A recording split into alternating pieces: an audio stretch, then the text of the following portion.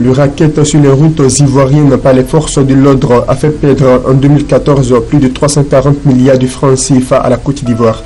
C'est ce que révèle une étude financée par la Banque mondiale et réalisée par l'École nationale supérieure de statistique et de l'économie appliquée d'Abidjan. Sans toute attente, Human Rights Watch s'est dépêché d'inviter le gouvernement ivoirien à relancer ses efforts pour lutter contre ce fléau qui fait mal à l'économie nationale. Depuis 2011, des mesures ont été prises pour éradiquer le phénomène. Des mesures qui ont permis de réduire les rackets à Abidjan, la capitale économique.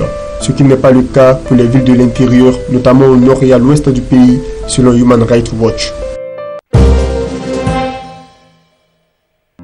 L'Autorité nationale de régulation des marchés publics organise à Grand-Bassam un séminaire de formation à l'intention de la section ivoirienne du réseau des parlementaires africains contre la corruption sur les procédures d'élaboration du budget, de passation et de régulation des marchés publics. Cette formation de parlementaires se fait au regard des missions de l'Assemblée nationale dans le processus d'adoption du budget et du contrôle de son exécution. L'objectif est de renforcer la bonne gouvernance en Côte d'Ivoire.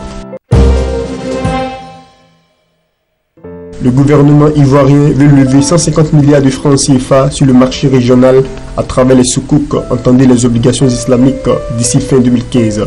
C'est l'annonce faite par le porte-parole du gouvernement, Bruno Nabagné-Koné, au terme du Conseil des ministres délocalisé à Bondoukou, à 416 km au nord-est d'Abidjan, ajoutant qu'un roadshow va débuter dans le dernier trimestre de l'année. La récolte d'anacarde en Côte d'Ivoire a atteint 625 000 tonnes en 2015, une hausse de 11% par rapport à la saison précédente. Les exportations ont, elles, rapporté 337 milliards de francs CFA.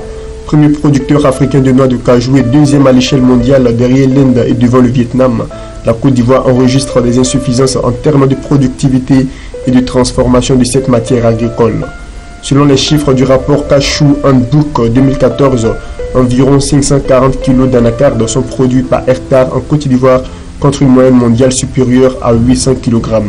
Plus de 90% des noix de cajou ivoiriennes sont exportées à l'état brut. Les autorités ivoiriennes se sont fixées pour objectif d'atteindre un taux de transformation de 15 à 35% d'ici 2016. La société financière internationale IFC met 15 millions de dollars à la disposition d'African First Bank Cameroun pour financer des entreprises d'import-export.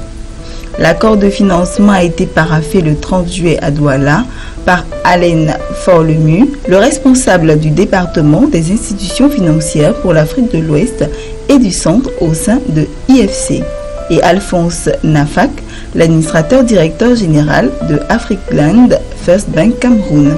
Grâce à cette manne, IFC mettra à la disposition d'African des garanties pour les opérations liées aux échanges commerciaux, pour une meilleure couverture des flux des entreprises importatrices et exportatrices par les banques correspondantes, indique le communiqué de presse de la filiale de la Banque mondiale dédiée au secteur privé. La Banque africaine de développement a accordé une ligne de crédit de 1,64 milliard de francs CFA, soit 2,5 millions d'euros, à Fidelis Finance. D'une maturité de 6 ans, ce prêt a été accordé au taux du marché entre 5% et 6%. L'accord a été signé ce jeudi 30 juillet dans les locaux de la BAD à Ouagadougou par Antoinette Batumouira, ex-ministre des Affaires étrangères du Burundi et nouvelle représentante résidente de l'institution panafricaine au Burkina Faso, et le directeur général de Fidelis Finance, Kwafilan Abdoulaye Sori. Ce prêt vise à renforcer les capacités d'intervention du leader burkinabé du crédit bail en matière de financement des petites et moyennes entreprises. La ligne de crédit accordée par la BAD s'inscrit dans le cadre du programme africain pour les PME doté de 125 millions de dollars. Il y a quelques semaines, Stéphane Richard, le président directeur général d'Orange, réaffirmait dans les Échos la volonté de son groupe de poursuivre son développement en Afrique. Pour l'heure, l'opérateur français ne parle pas de nouvelles acquisitions.